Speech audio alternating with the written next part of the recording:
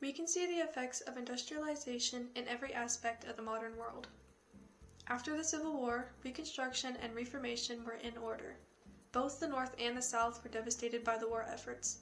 There were many costs of war, including lives, infrastructure, and resources. The Gilded Age was a time of great innovation and change, but stark inequalities grew between the economic classes. Economic disparities in the South expanded because of the war, so strength needed to be returned to the country as a whole.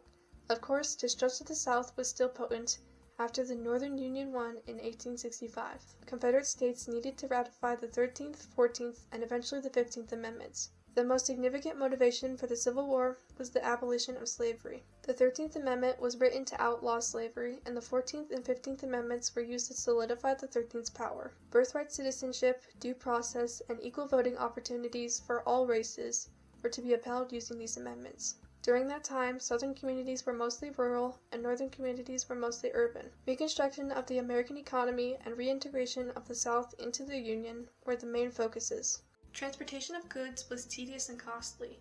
America's land was difficult to traverse, so building an efficient route was crucial for expanding the economy.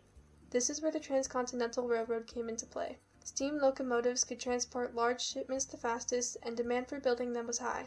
Some of the first major monopolies in American history stemmed from the need for steel, oil, and railroads.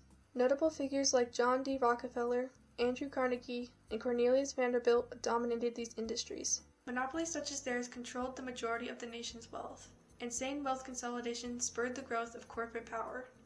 New inventions like the light bulb, telegram, and steam power kick-started the rapid industrialization in the late 1800s. Rural communities in the South couldn't keep up with the output of goods in urban cities in the North, and millions of Americans migrated to the cities where they could work in factories. More opportunities for the working class were in those urban areas, but all that is gilded is not golden. Corporations saw the opportunity to make an outrageous profit. Wages for factory workers were extremely low.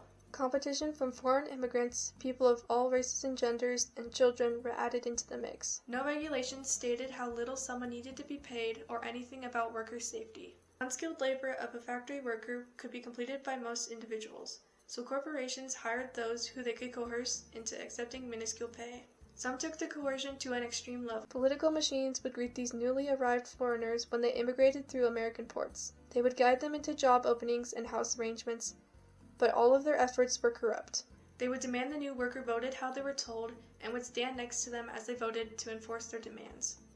Corruption ran rampant throughout politics during the Gilded Age. When the majority of wealth is with very few individuals, as it was with monopoly owners, legislative powers favored those who can create the most change. Government funding came from a handful of individuals, and legislatures often favored the corporations that funded them. Conflicts of interest were ignored left and right because the conservative Congress emphasized laissez-faire, or a free market, where capitalism is the backbone of the economy. Monopolies continued to push the limits of their workers. High competition for the low-paying and grueling jobs took its toll on the working class.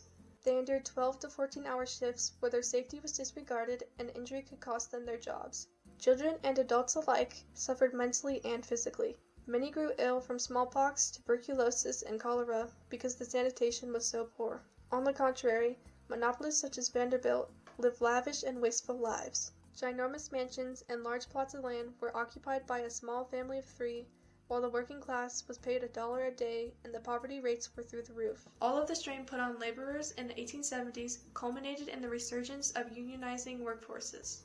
The first major strike of the Gilded Age was in 1877, after the economic crisis in the Reconstruction era. During the Great Railroad Strike of 1877, West Virginian railroad laborers received wage cuts to their minute pay and revolted. Involvement of over 100,000 people across the states showed how fundamental railroad workers were to the country. While the strike didn't solve their problems, it did bring the ability of unionizing workers to the monopolists' attention. One of the more destructive strikes in the late 1800s was the Pullman strike. Named after a monopolist of sleeper cars, the Pullman strike consisted of railway workers who also received wage cuts. George Pullman fired many of his employees and dropped wages while living expenses for his tenement houses were the same prices. Homelessness and poverty spread throughout those communities in Chicago, and the working class suffered from his greed. They boycotted his business and sabotaged his railroads. Federal enforcers were sent to stop the workers' disruption of the railway system, and tens of people were killed.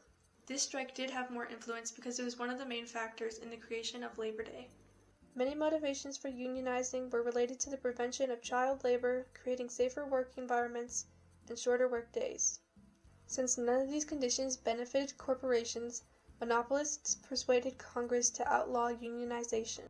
The Jim Crow era is characterized by the discrimination of black people. Private businesses could legally discriminate against anyone based on race. Much of the Gilded Age is defined by the exclusion and mistreatment of anyone who isn't a rich white man. Conflicts arose when the Plessy v. Ferguson lawsuit was filed in 1896. A mixed man, considered black in the eyes of the law, confronted the mandated segregation within train cars by sitting in one that was designated for white people. Issues came up regarding the legality of segregation, and in the end, Congress claimed that separate but equal was in fact legal.